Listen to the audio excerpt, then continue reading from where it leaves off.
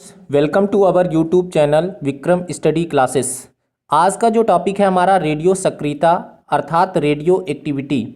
इस टॉपिक की अगर बात करें तो ऐसा कोई भी एग्जाम्स नहीं है जिसमें यह टॉपिक से क्वेश्चन ना पूछा गया हो। आपको थंबनेल देखकर ही पता चल रहा होगा कि आज का टॉपिक आपके लिए कितना इम्पोर्टेंट है। तो चलिए बिना किसी देरी के स्टार्ट करते हैं। ठीक है, सबसे पहला क्वेश्चन है रेडियो धर्मिता की खोज किसने की थी। चाहे रेडियो धर्मिता पूछा जाए या रेडियो एक्टिविता पूछा जाए, इसकी खोज की अगर बात करें तो याद रखिएगा जो हेनरी बैकरल है, ऑप्शन बी, हेनरी बैकरल ने रेडियो धर्मिता या रेडियो एक्टिविता की खोज की थी। वहीं अगर रदरफोर्ड की अगर बात करें तो इन्होंने परमाणु संरचना के बारे में हमें जानकारी दिया था। परमाणु संरचना की खोज किसने की थी? रदरफोर्ड ने। रॉयंटजन की अगर बात करें तो इन्होंने यक्स किरणों की खोज किया था। कभी भी अगर पूछा जाए यक्स किरणों की खोज किसने की थी, पूछा भी गया है कई बार, तो याद रखिएगा रॉयंटजन ने की थी। वहीं आइंस्टीन की अगर बात करें तो आइंस्टीन का एक बहुत ही इंपॉर्टेंट है सापेक्षता का सिद्धांत। सापेक्षता का सिद्धांत किसने प्रस्तुत किया था? तो अल्बर्ट आइंस्टीन को बिल्कुल भी नहीं भूलना है। नेक्स्ट क्वेश्चन, रेडियो धर्मिता की यूनिट क्या है? रेडियो धर्मिता की यूनिट क्या है? तो याद रखिएगा रेडियो धर्मिता की यूनिट होती है क्यूरी। ठीक है, अगर आपको पता हो तो एक मैडम क्यूरी और उनके पति थे पियरे क्यूरी। मैडम क्यूरी को किस लिए याद रखना है? क्योंकि मैडम क्यूरी जो है, मैडम क्यूरी के बारे में क्वेश्चन पूछा गया है। 2 बार नोबेल अवार्ड पाने वाली पहली महिला कौन सी है? तो याद रखिएगा 2 बार नोबेल अवार्ड से किसको सम्मानित किया गया है? तो मैडम क्यूरी को सम्मानित किया गया है। ठीक है, कब कब सम्मानित किया गया है? एक बार सन 1903 में और एक बार सन 1911 में। 1903 और 1911 2 बार इनको नोबेल अवार्ड दिया जा चुका है। इन्होंने रेडियम की खोज की थी, इनके मैडम क्यूरी और इनके पति पियरे क्यूरी। ठीक है, इन दोनों को नोबेल अवार्ड दिया जा चुका है, तो याद रखिएगा। ठीक है, वेरी इंपॉर्टेंट है मैडम क्यूरी, इन्हें 2 बार नोबेल अवार्ड दिया जा चुका है, कई बार पूछा गया है। और क्या क्वेश्चन बन सकता है? तो कैंडेला की अगर बात करें तो ये ज्योति तीव्रता की इकाई होती है, कई बार पूछा गया है। ज्योति तीव्रता की इकाई कैंडेला है। एंगस्ट्रम की अगर बात करें तो तरंगदैर्घ्य की इकाई क्या होती है? तो याद रखिएगा एंगस्ट्रम होता है। फर्मी की अगर बात करें तो एक फर्मी बराबर कितना होता है? तो एक फर्मी बराबर होता है 10⁻⁻15 मीटर। कितना फ्रेंड्स? 10⁻⁻15 मीटर। काफ़ी इंपॉर्टेंट है, पूछा गया है। वहीं एक पिकोमीटर की अगर बात करें तो 10⁻12 मीटर, और वहीं एक नैनोमीटर की अगर बात करें तो 10⁻⁹ मीटर के बराबर होता है। वेरी इंपॉर्टेंट, जो भी क्वेश्चन बन सकता था वो सारे क्वेश्चन हमने डिस्कस कर लिए। नेक्स्ट क्वेश्चन, रेडियो धर्मिता किससे मापी जाती है? कई बार पूछा गया है, वेरी इंपॉर्टेंट है। तो याद रखिएगा जो रेडियो धर्मिता है ये गीगर मूलर काउंटर से इसको मापा जाता है। Geiger Muller counter is the right answer. ठीक है, वहीं अगर हाइड्रोमीटर की अगर बात करें, हाइड्रोवर्ड अगर कहीं भी आपको देखने को मिल जाए तो याद रखिएगा वो जल से संबंधित होता है। हाइड्रोमीटर का उपयोग किसमें किया जाता है? तो जल का आपेक्षिक घनत्व अगर मापना है, जल का आपेक्षिक घनत्व या द्रव का आपेक्षिक घनत्व मापने में किसका उपयोग होता है? तो हाइड्रोमीटर का। वहीं बैरोमीटर की अगर बात करें तो बैरोमीटर से क्या मापते हैं? वायुमंडलीय दाब मापते हैं। वहीं अल्टीमीटर की अगर बात करें तो अल्टीमीटर से उड़ते हुए विमान की ऊंचाई मापते हैं। उड़ते हुए विमान की ऊंचाई मापने में किसका उपयोग होता है? तो याद रखिएगा उड़ते हुए विमान की ऊंचाई मापने में अल्टीमीटर का उपयोग किया जाता है।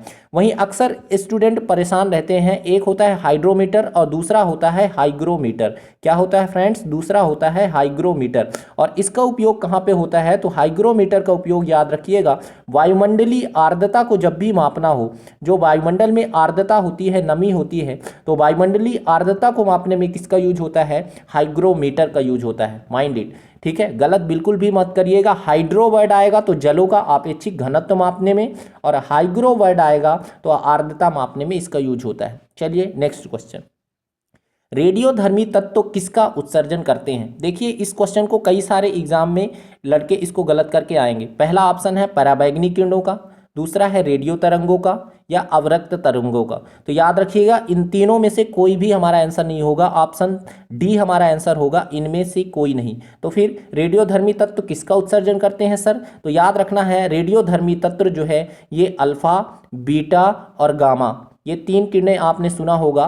तो अल्फा, बीटा तथा गामा तीनों किरणों का उत्सर्जन कौन करते हैं? तो याद रखिएगा रेडियोधर्मी तत्व इसका उत्सर्जन करते हैं। Very important. अगला, अल्फा, बीटा और गामा किरणों की खोज किसने की थी? वेरी वेरी इंपॉर्टेंट है, कई बार पूछा गया है। तो याद रखिएगा, जो रदरफोर्ड हैं जिन्होंने परमाणु संरचना की भी खोज किया था, उन्होंने ही अल्फा, बीटा और गामा किरणों की भी खोज की थी। वेरी वेरी इंपॉर्टेंट है, याद रखना है।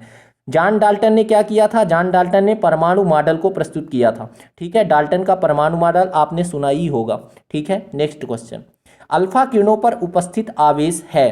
तो याद रखिएगा, अल्फा किरणें जो होती हैं इन पर 2 इकाई धनावेश उपस्थित होता है। वेरी वेरी इंपॉर्टेंट है, 2 इकाई धनावेश किस पर उपस्थित होता है? तो अल्फा किरणों पर उपस्थित होता है। ठीक है, नेक्स्ट क्वेश्चन, निम्न में से किसमें ऋणात्मक आवेश होता है? वेरी वेरी इंपॉर्टेंट क्वेश्चन है।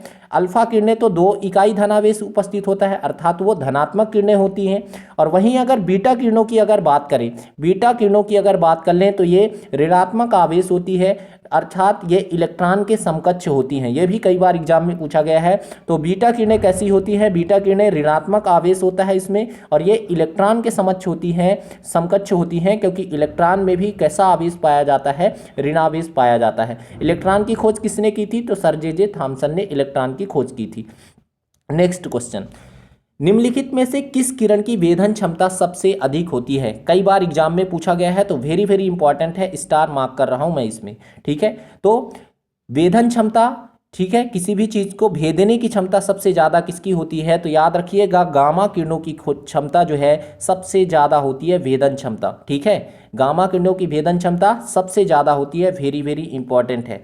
नेक्स्ट क्वेश्चन, निम्न में से किस किरण की आयनन क्षमता सबसे कम होती है? तो याद रखिएगा, आयनन क्षमता भी सबसे कम होती है गामा किरणों की। आयनन क्षमता सबसे ज्यादा किसकी होती है? तो याद रखिएगा, अल्फा किरणों की। अल्फा किरणों की आयनन क्षमता सबसे ज्यादा होती है, वहीं आयनन क्षमता सबसे कम किसकी होती है? तो गामा किरणों की। तो गामा किरणों की हमें याद रखना है, गामा किरणों की वेधन क्षमता सबसे ज्यादा होती है और आयनन क्षमता जो है सबसे कम होती है। वहीं अल्फा किरण की अगर बात करें तो इसकी आयनन क्षमता सबसे ज्यादा होती है और वेधन क्षमता सबसे कम होती है। कई बार एग्जाम में पूछा गया है, बिल्कुल ही इंपॉर्टेंट है। नेक्स्ट क्वेश्चन, नाभिकीय विखंडन के दौरान, ये भी क्वेश्चन बहुत ही इंपॉर्टेंट है, कई बार पूछा गया है। नाभिकीय विखंडन के दौरान श्रृंखला अभिक्रिया को नियंत्रित करने के लिए न्यूट्रॉनों का अवशोषण करने हेतु निम्न में से किसका प्रयोग किया जाता है? तो याद रखिएगा, न्यूट्रॉनों का अवशोषण करने में किसका उपयोग होता है? तो याद रखिएगा, बोरान। जो बोरान होता है, ठीक है, जिसका परमाणु क्रमांक 5 है। ठीक है, बोरान का परमाणु क्रमांक भी कई बार पूछ लिया जाता है, तो 5 है। तो बोरान का उपयोग जो है, सिंपल से याद रखना है, न्यूट्रॉनों का अवशोषण करने में उपयोग किया जाता है। वहीं भारी पानी की अगर बात करें, यह भी बहुत बार एग्जाम में पूछा गया है।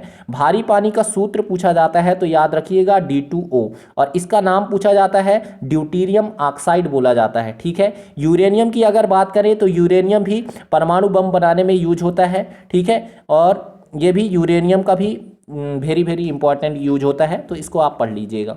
तो भारी पानी याद रखना है, इसकी खोज किसने की थी? तो याद रखिएगा, डी डुबे ने। ये कई बार एग्जाम में पूछा गया है, डी डुबे ने किसकी खोज की थी?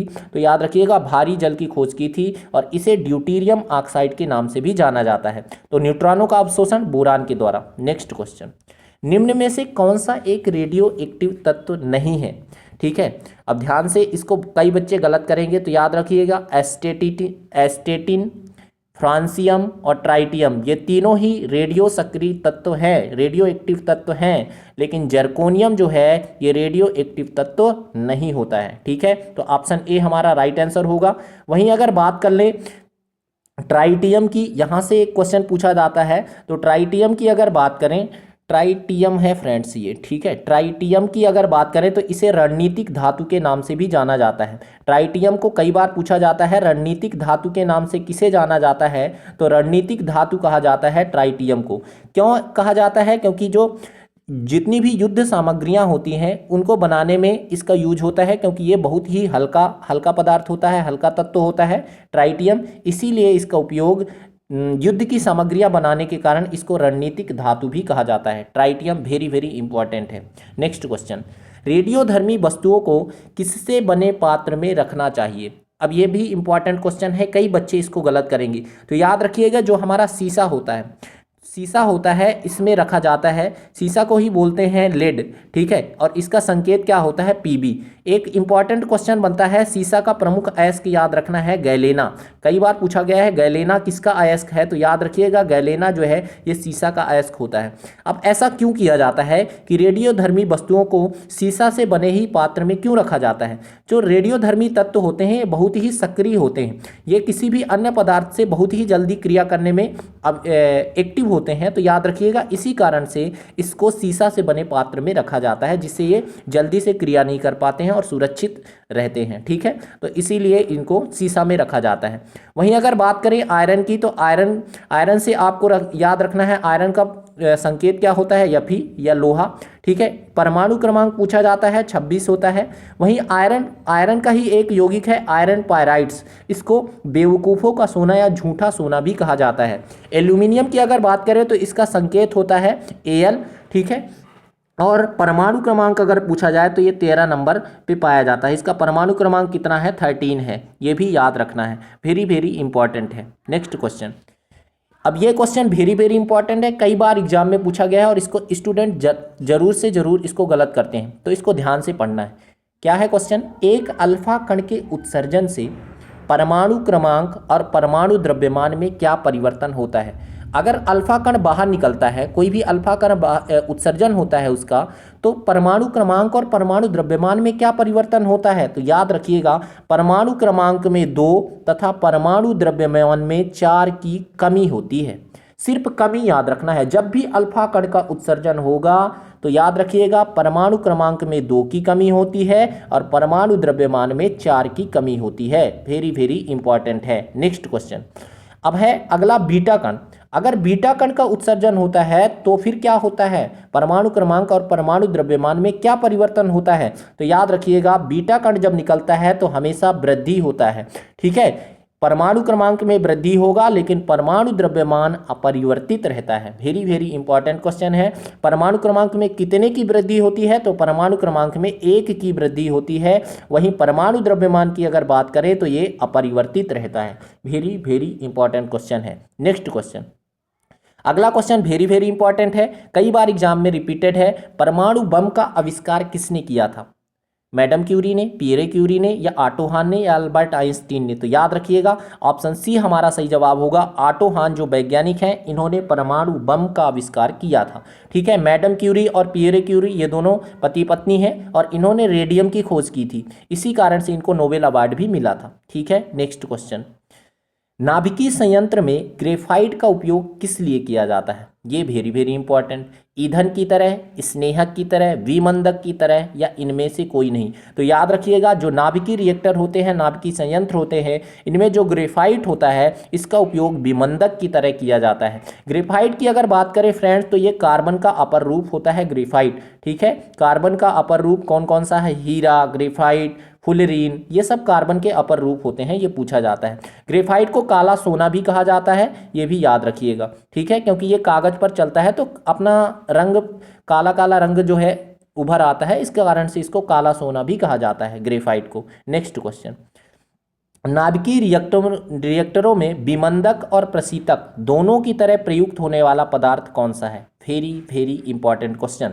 साधारण पानी, भारी पानी, द्रव अमोनिया, या द्रव हाइड्रोजन? तो याद रखिएगा अभी कुछ देर पहले हमने बताया था भारी पानी के बारे में, इसी का उपयोग जो है नाभिकीय रिएक्टरों में विमंदक और प्रशीतक दोनों की तरह किया जाता है। अभी हमने बताया था भारी पानी, इसको D2O के नाम से जाना जाता है, इसका सूत्र होता है D2O, ड्यूटेरियम ऑक्साइड, और इसकी खोज किसने की थी? तो इसकी खोज किया था डी डुबे ने, ठीक है। नेक्स्ट क्वेश्चन, हाइड्रोजन बम को किसके द्वारा विकसित किया गया था? ये भी क्वेश्चन बहुत ही इंपॉर्टेंट है। हाइड्रोजन बम को किसके द्वारा विकसित किया गया था? डेवलपमेंट इसका किसने किया था? तो याद रखिएगा एडवर्ड टेलर के द्वारा। किसके द्वारा? एडवर्ड टेलर के द्वारा जो है हाइड्रोजन बम को विकसित किया गया था। वेरी वेरी इंपॉर्टेंट है, याद रखना है। नेक्स्ट क्वेश्चन, अब देखिए ये जो 3 क्वेश्चन आगे आने वाले हैं ये वेरी वेरी इंपॉर्टेंट है। कई बार स्टूडेंट इसमें गलती करके आता है तो आपको अच्छे से सीख लेना है इसको। पृथ्वी की आयु का आकलन किया जाता है। पृथ्वी की आयु का आकलन के लिए कौन सी विधि अपनाई जाती है? परमाणु घड़ी से, कार्बन डेटिंग विधि से, यूरेनियम डेटिंग विधि से, या जैविक घड़ी से? तो याद रखिएगा पृथ्वी की आयु का जो आकलन है ये यूरेनियम डेटिंग विधि से किया जाता है। ठीक है, वेरी वेरी इंपॉर्टेंट। अगला है जीवाश्म की उम्र का निर्धारण किस विधि से किया जाता है? तो जीवाश्म की अगर उम्र ज्ञात करना है तो याद रखिएगा इसके लिए होता है कार्बन डेटिंग विधि। अभी हमने बताया पृथ्वी की आयु का आकलन यूरेनियम डेटिंग विधि से और जीवाश्म की उम्र का निर्धारण कार्बन डेटिंग विधि से। एक और अगला क्वेश्चन वेरी वेरी इंपॉर्टेंट, अति प्राचीन चट्टानों की आयु का निर्धारण किसका उपयोग होता है? तो अब की बार याद रखना है पोटेशियम, इसके लिए याद रखना है पोटेशियम आर्गन डेटिंग विधि। कौन सा? इसको भी बहुत ज़्यादा गलत करते हैं बच्चे, तो याद रखिएगा पोटेशियम आर्गन डेटिंग विधि का उपयोग जो है ये किसमें किया जाता है? तो याद रखिएगा अति प्राचीन जो बहुत पुरानी पुरानी चट्टानें होती हैं उनका आयु का निर्धारण करना है कि कितने वर्ष पुराना है, तो इसके लिए इसका उपयोग होता है। वेरी वेरी इंपॉर्टेंट है। नेक्स्ट क्वेश्चन, परमाणु बम किस सिद्धांत पर काम करता है? जो परमाणु बम है ये किस सिद्धांत पर काम करता है? तो याद रखिए जब भी परमाणु बम की अगर बात करें तो ये नाभिकीय विखंडन पर आधारित होता है। परमाणु बम कई सारे हल्के नाभिकों में टूट जाता है, विखंडित हो जाता है, इसीलिए परमाणु बम जो है नाभिकीय विखंडन पर